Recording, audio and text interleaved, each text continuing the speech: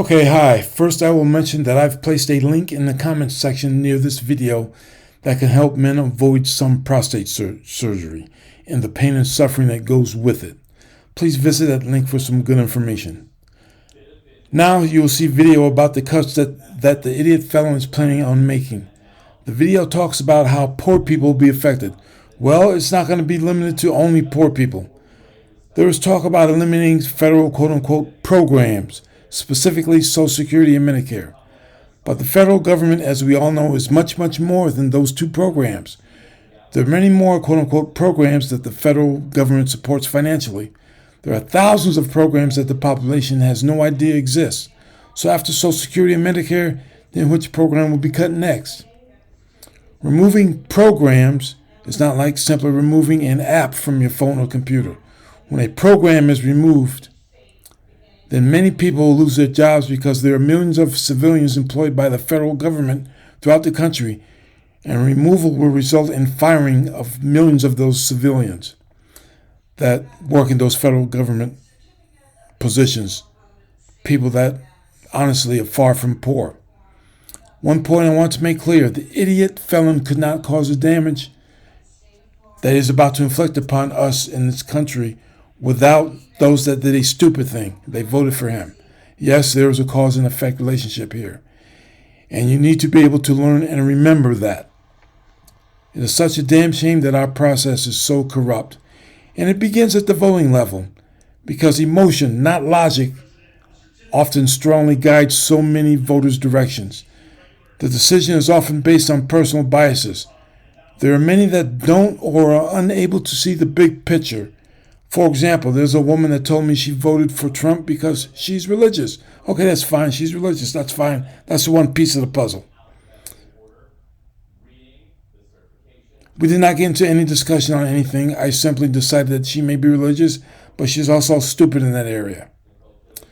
You will see video about how the idiot felon is preparing to cut money from federal programs. Programs that many people will suddenly find out that they or someone in their family benefit from. Additionally, the federal government employs approximately 2.3 million civilians across the country. That's approximately 2% of the total workforce, with over 70% of those 2.3 million being out of the Washington, D.C. area. So millions of people will lose their jobs or careers because of the idiot. Removing a program is not like deleting an app from your phone and computer, because millions of civilians that are employed by our federal government will be affected.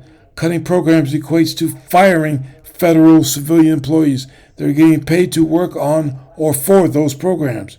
So we're looking at an increase of millions of people suddenly being unemployed because of cutting programs. And they're going to start to apply for assistance. It's kind of a double whammy. You now have former federal employees that are now unemployed due to the program that they worked for being cut. Also, the idiot's policies of adding tariffs to imports will increase the prices that we, the consumers, and our domestic companies pay for goods or services. Additionally, there are small business owners that conduct business with our government that will also be severely hurt by program reductions. Please watch the rest of this video.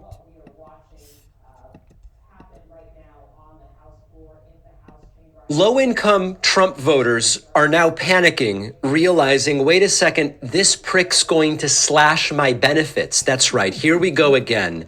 We've got a story that is becoming all too familiar. It's a classic case of Trump voters realizing they may have been sold a bill of goods, and this time it's happening before Donald Trump is even sworn in. There's a very good piece in the Washington Post by Tim Craig called, "After Backing Trump, Low-Income Voters Hope He Doesn't Slash Their Benefits." Voters in the struggling Pennsylvania city of Newcastle backed Trump, hoping he'd curb inflation, but the incoming president will be under pressure to cut spending. So a bunch of examples in this article. Lori Mazura is one such example, a single mom from Newcastle, Pennsylvania. Lives on $1,200 a month from Social Security plus food stamps. Her situation is so dire she bikes to the grocery store because she doesn't have the money to fix her truck. She voted for Trump. And she voted for Trump because she thought he would be a champion for working class Americans. She said, I think he knows it's the poor people that got him elected, so I think Trump is going to do more to help us. Now, we all know that this isn't true, right? Trump's new team, Elon Musk, Vivek, they want to cut $2.5 trillion from the federal budget. You can't do that, really, without cutting from food stamps, Medicaid, the very lifelines that folks like Lori depend on. Lori isn't alone. They interviewed other people from Newcastle. Newcastle is one of these kind of prototypical struggling industrial hubs. It flipped for Trump this election. It's the first time the city voted Republican in nearly 70 years. And a lot of it is because low-income voters who are struggling and have been struggling for a long time under Biden, previously under Trump, they want a change. They want relief. And so Trump says, well, I'll cut inflation and this and that. They said, sounds good to me. Now, there's a couple things that I think are important to talk about here. Of course, it's easy to say these people are just ignorant. Anyone who understands tariffs knows you can't put blanket tariffs on China, Mexico, and Canada and expect prices to go down. They are stupid. They deserve now what they voted for. Sure. I mean, you could take that perspective morally, I guess, right? If only they had economic education, they would know when you just put an import tax on everything, which is what a tariff is, prices rarely go down. When you cut taxes for the rich, which Donald Trump wants and plans to do, that's not going to make it so that prices come down for the average person. Fine, it's fine to say that. They should be more informed. And if they were, maybe they wouldn't have fallen for it. But that doesn't change the fact that when these folks struggle, which they will continue to do under the Trump administration, it's bad for everybody, right? Like, even if you say, I don't care about these individual people, if a large swath of the population is struggling in these ways thanks to Trump's policies, it's bad for everybody, regardless of your financial position, if you understand demand-side economics. And of course, part of the reason that the article points out now all of these folks are worried is that they're seeing the red flags. They see Trump's budget picks being connected to Project 2025, which straight up says we've got to gut food stamps and other social programs. Even though Trump says, no, we're not going to touch Social Security, we know that his advisors are saying, can we cut Medicaid? Can we cut Social Security? Nothing is sacrosanct. Nothing is off the table. So look at Newcastle, because in a way, it's a great example of what we're dealing with here. 1 in 4 people in Newcastle, Pennsylvania, live in poverty. 90% of the school kids qualify for free lunch. The federal benefits are what's keeping this community afloat. So if Trump cuts those, which he would love to do, this community is absolutely decimated. And yet there are lots of people who are saying, oh, Trump, they quote a woman, Kathy Davis, Trump has so much common sense. Right, but his common sense is pointing him to want to cut the programs you depend on. This is not a surprise. Trump's first term was filled with moves that hurt working class voters, tax cuts for the rich, trying to repeal Obamacare, policies that don't address stagnant wages. But we are finding ourselves here again, watching people who need government programs. Their lifeline is government programs. And they say, I'm throwing my support behind the guy who is setting things up to cut them. And he's bringing in a cabinet and a set of advisors that's going to cut all of this stuff. And the sad part... Now, he talks about cutting of programs. And right now, my impression is he's speaking about that with Social Security and Medicare social programs in mind. There are thousands of other programs that the federal government supports, programs that we don't even think about, programs that we all benefit from. So it's not just poor people. It's going to affect lots and lots of us. And like I said, because he's cutting federal programs, there's 2.3 million people across the country that are employed by the federal government.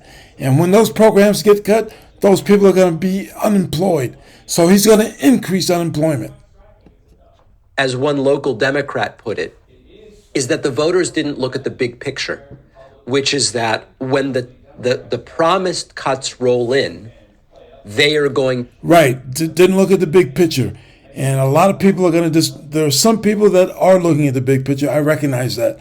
But there also, I will say, there are far too many people that are mentally unable of looking at the big picture. They're not mentally competent in that area. Start paying the price. So the practical sort of political question that's left is, how many times does this cycle have to repeat itself before they realize Trump's promises are only promises meant to get elected and then do nothing else? How long will it take until voters start regretting their decision? Maybe again. And unfortunately, I mean, listen, Trump's term limited out. They didn't learn it the first time. Biden came in with a different set of economic policies, and it didn't generate enough enthusiasm for Biden and ultimately Kamala Harris to prevent Trump from coming back in. They fell for the same talking points from Trump once again, talking points that are just fluff, stuff Trump either doesn't understand or doesn't intend to do. And based on the history, the regrets creeping in, but will it really do something about them saying, well, this is a party that we really shouldn't vote for at all. We shouldn't fall for it again. Historically, they don't learn like that. And they end up putting right back in power the very sorts of agendas that created this problem for them in the first place. And Trump is, like he said, Trump talks a lot and he knows what to say. Apparently, he knows what to say in order to get people to vote for him. He knows how to manipulate people. And he doesn't give a damn. He really doesn't give a damn about anybody except that he wants to win. That's it. That's all that's important. He wants to get what he wants to get, period. But aside from in addition to the program cuts, the main point I want to make is just Medicare, not just Social Security and Medicare. Those are not the only two programs that are going to ultimately be cut. I believe there's going to be additional other smaller programs to slash our federal government. And every program that gets cut is going to result in contributing to the unemployment of people that are currently employed by the federal government. Like I said, it's well over 2 million people employed by the federal government. And when you cut those programs, you're cutting unemployment, or you're cutting employment in those programs. So it's going to increase unemployment. Kind of a double whammy in my book. Thank you for watching.